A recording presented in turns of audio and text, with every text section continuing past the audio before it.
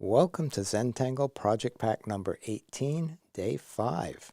My name is Rick. Hi, I'm Maria, and I'm here as a backup for, commenting on Rick's beautiful tile here.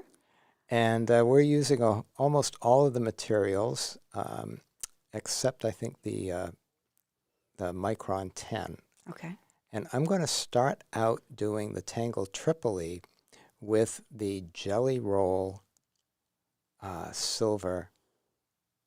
And the way we are doing this is I'm going to make a triangle, and that will be the beginning of our Tripoli.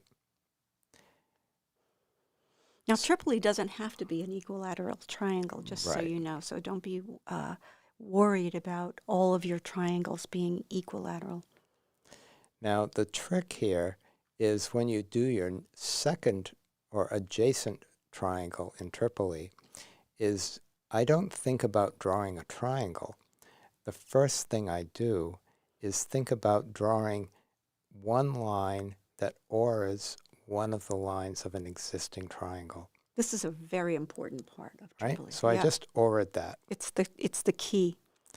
And now you just put in two lines to finish off the triangle. And like Maria said, they could be of any length.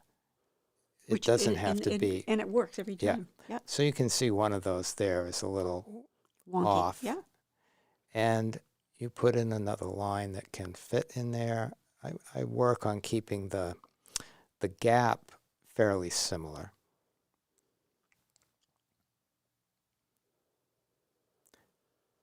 And then you can take that out any way you like.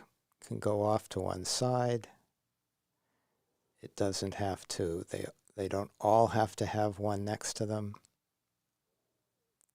And what I'm doing here, sorry about hiding it from you, but I'm using the negative space between the triangles to be the positive space for another tangle, just to have a little bit of whimsy coming out of that. And you'll see it when I'm, right?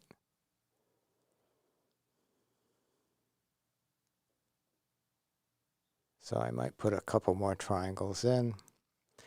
Just whatever, you can take your tile, you can turn it this way and that, and then just see, maybe I'll put one here. And you could fill up the whole space or not. And you'll also notice that for each stroke of the triangle side, I'm always turning my tile.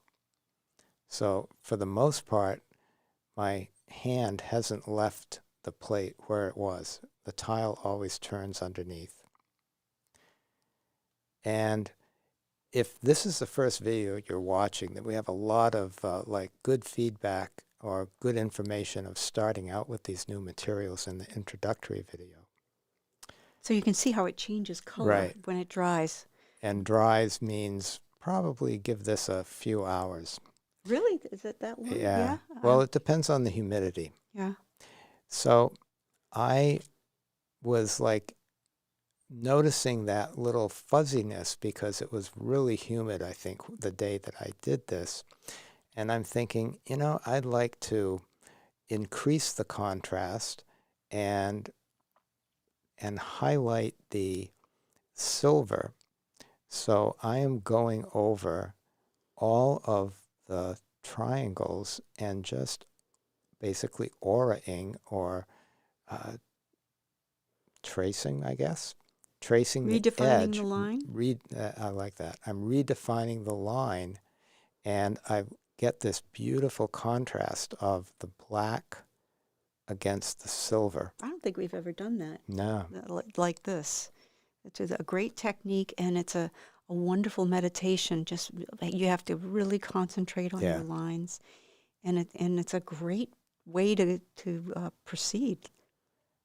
Right, so it's a really nice contrast there, particularly because how the silver is so close to the white, but now it's framed and and it's got this lovely molding. And it's a great exercise. Just follow each little twist and turn of the original. Turning your tile, relaxing your hand, remembering to breathe around each little bump there, inside and out, and even on those dots. We're like really, being able to see through this paper opens up a whole other idea of, well, what can we do with this? Where could we take it? And I'm sure we're going to be like blown away by what you all do with it. They're going to come up with ideas we hadn't thought of, which is we're kind of counting on you. Yeah. So here I'm using, I had the blue and the orange in my kit. So I'm going to use that, and I'm going to do it in such a way that will alternate the colors, theoretically, if I have, depending on how it's, oops, forgot one over here. Depending on how many I have and how it works out. I didn't plan this out, so we're going to see how it goes. It looks like it's going to work. Or it's going to each one alternate. And I also, I've noticed that if I really put my fingers all over the silver, I can like rub the silver off. So I just keep my hands out on the side. And I'm putting this on rather casually because I know that how beautifully this smooths out and spreads around on this paper. It's almost like clouds, right? Right, and that's sweet. So I just bring that in with the tortillon, smooth that up right to the edge. It's a watercolory look. And then I'll do the same approach with the orange. Fill each one up, spread it around. And if you remember Maria's comment in the first video about, having a multiple like texture of colors within instead of just a monocolor, I'm going to go in and put a dollop of the white charcoal in the middle of each one of these triangles. Just layer it down. And then once I have that in each one, I'll go back in and just spread it around with the tortillon. And it just gives like that nuance of not a monocolor. And at first you may think, oh, that's just disappearing. But when you look at the final piece, it's like, oh, it's like... Subtle. It's a nice effect.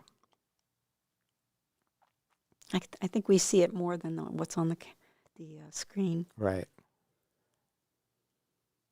And I still have a blue and an orange tortillon, so I'm going to use those. But particularly in the blue, there's a nice different series of colors, and in the orange too. Or you might have used a new tortillon over the white. I could have, yeah. So it really looks like an old stained glass sort of something, right? So the light going through it. So can you imagine, you can hang these up in the window and just see what comes through, and it's going to be beautiful. Kind of let them sit on a windowsill, So what I'm going to do on this side is paradox. And I'm going to fill each one of these with, using my Micron 01, some paradox. And the way I do that is first the triangle, and then go from the corner to the line, rotate my tile, and then from that corner where the line ended to the other line, rotate your tile, and just keep continuing that line, the corner to line.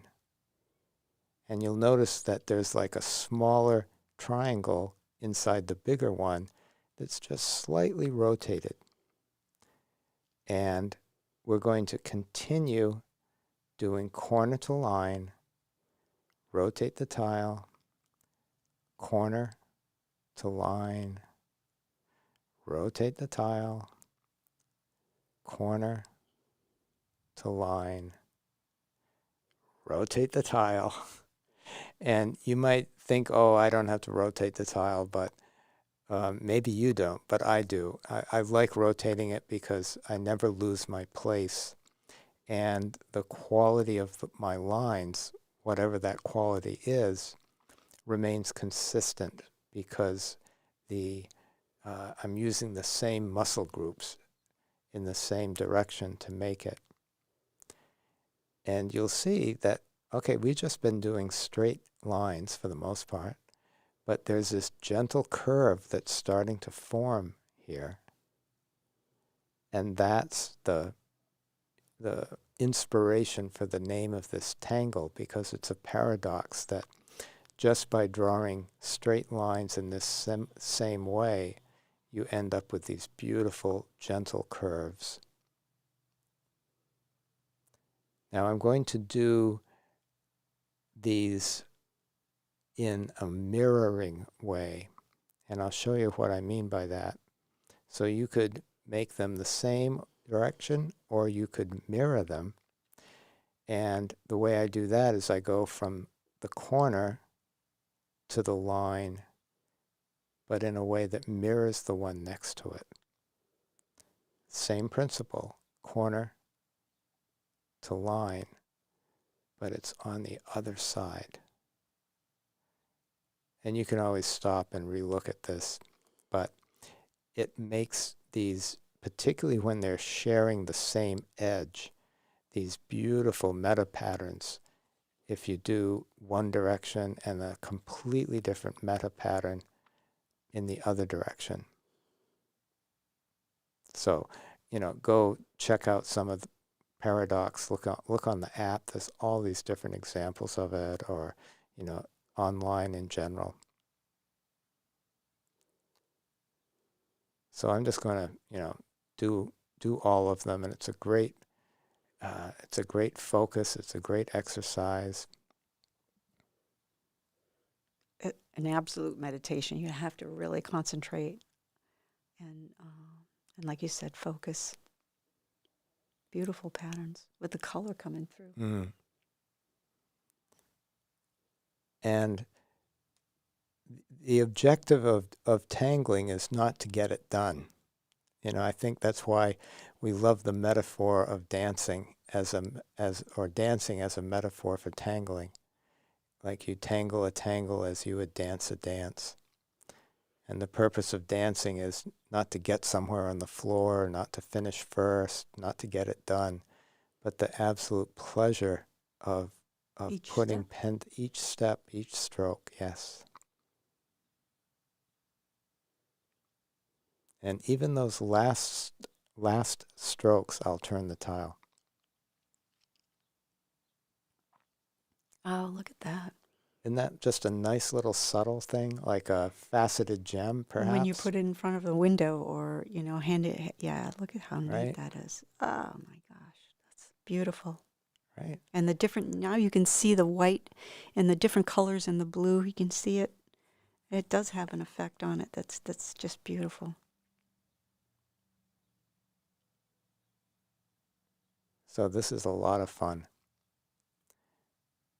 So this is just like we're planting seeds here and seeing what you do with it, how they grow in your tangled garden, and put down my translucency chop here.